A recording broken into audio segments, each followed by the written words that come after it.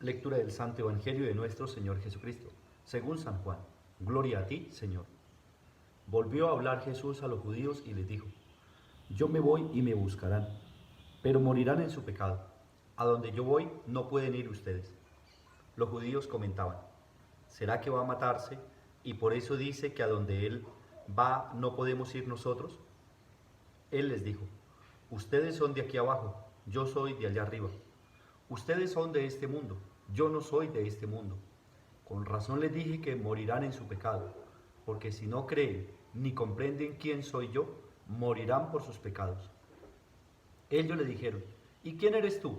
Jesús les contestó: no hay para qué seguirles hablando. Tendría que decir de ustedes muchas cosas que los condenan, pero vengo enviado por el Dios veraz, y así prefiero transmitir al mundo su mensaje. Ellos, sin embargo, no entendieron que para él Dios era su Padre. Les dijo pues Jesús: cuando hayan levantado al Hijo del Hombre, entonces sabrán que yo soy, y que no hago nada por mi cuenta, sino que digo lo que me enseñó mi Padre. El que me envió está conmigo y no me deja solo, porque yo hago siempre lo que a él le agrada. Cuando Jesús dijo estas cosas, muchos creyeron en él. Palabra del Señor. Gloria a ti, Señor Jesús. Mis hermanos y hermanas, una bendición especial en este día martes 23 de marzo.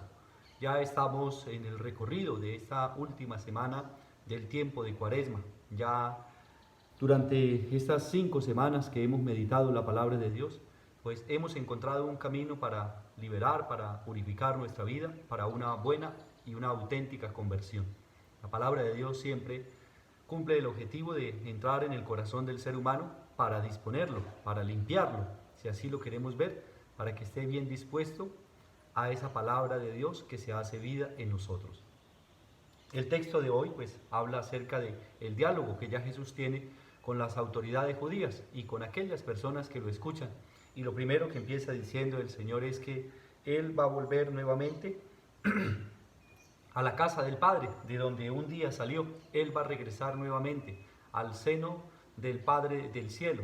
Y le dice a las autoridades judías y a la gente: ustedes me irán a buscar, pero ya no me van a encontrar y morirán en su pecado, porque no le han dado crédito a la palabra de Dios, porque no han escuchado al enviado de parte de Dios. Es la denuncia que el Señor hace.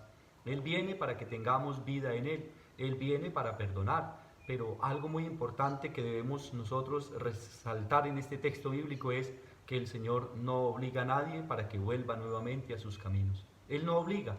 Dios propone esa palabra que es de salvación, que es de vida eterna, y aquel que libremente la asume, entonces ya vemos que el Señor respeta nuestra libertad de hijos de Dios, nuestra libertad humana, pero nos está diciendo: la palabra de Dios constantemente se predica, pero dichosos aquellos que vuelven nuevamente a la conversión, que se dan cuenta que en realidad necesitan de la presencia de Dios. En otras palabras, que lo aceptan, que lo reciben con agrado, que era lo que no pasaba en las autoridades judías y en aquellos que estaban duros de corazón. Tenían su confianza, estaban enceguecidos solamente por las normas, por las leyes, y no había más. Por eso Jesús dice: ustedes van a morir en su propio pecado, porque no son capaces de reconocer que hay una situación de pecado en su vida.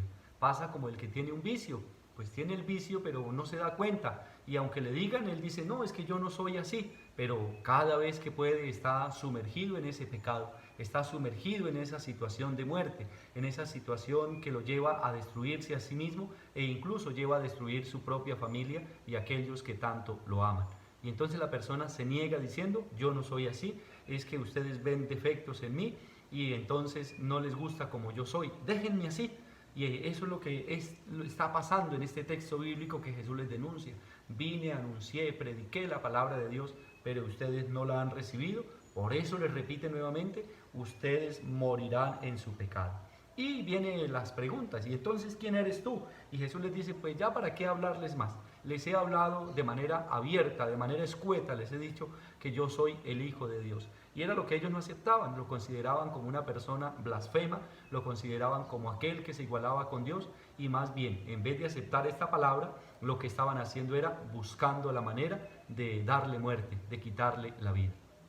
Así es, pero también el Señor deja en claro, no son ellos los que le quitan la vida, sino que es el proyecto de Dios el que está trazado de esta forma para la liberación, y dice, cuando el Hijo del Hombre sea levantado en el madero, entonces caerán en la cuenta que yo soy. El yo soy significa yo soy Dios. Ese es el pasaje bíblico del Antiguo Testamento donde Moisés le pregunta al Señor, y si el pueblo me pregunta, ¿quién me ha enviado? ¿Yo qué le digo? Y el Señor responde, diles que yo soy, te ha enviado a ellos. Y Jesús nuevamente está diciendo esas palabras del Antiguo Testamento. Yo soy, es el que me ha enviado. El Señor es el que está presente. Es Dios el que les está hablando, pero no comprenden. Entonces en esa insistencia que ellos tienen de seguir en el pecado y en no reconocer la presencia de Dios, Jesús les dice, ahí encontrarán su perdición, encontrarán su muerte, no alcanzarán la vida eterna. Sin embargo, dice que con esas palabras hubo muchas personas que se convirtieron y lo siguieron.